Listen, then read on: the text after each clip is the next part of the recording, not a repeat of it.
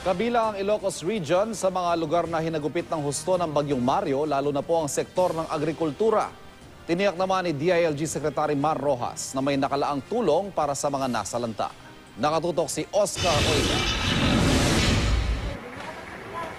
Pinadapa ng baha ang mga tanim ng palay sa bayan ng Bacara, Ilocos Norte. Mahigit isang linggo na umanong lubog sa baha ang mga pananim. Simula pa ng manalasa ang Bagyong Luis. Kaya ang mga magsasaka nanlulumo sa epekto nito sa kanilang kabuhayan.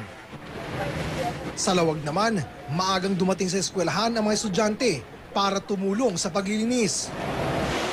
Kahit na wala ng tirahan at wala nang naisalbang mga gamit, nagpapasalamat naman ang isang pamilya sa Narvacan, Ilocos Sur na hindi silang nakasamang inanod ng baha noong kasagsagan ng Bagyong Mario.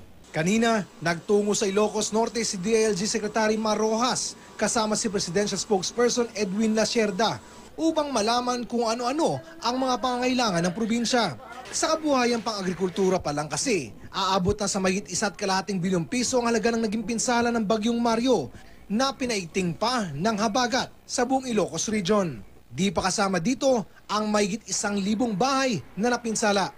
Phase 2 na ito, hindi na masyado yung search and rescue, but more yung repair at saka rehabilitation at lalo na yung tulong sa ating mga magsasaka. Kami naman sa NDRRMC patuloy ang pagsubaybay at sa ngayon suporta sa pagbangon muli.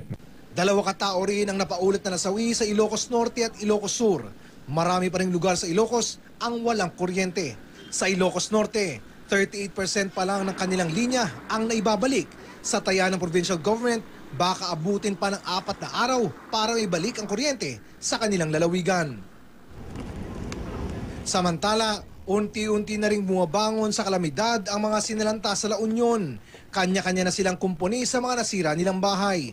Pero brownout pa rin sa maraming lugar doon dahil sa mga nagtumbahang poste ng kuryente. Labis ding apektado ng bagyo ang mga taniman ng palay sa lungsod ng San Fernando. Mula sa Ilocos Norte, Oscar Oida, nakatutok, 24 oras.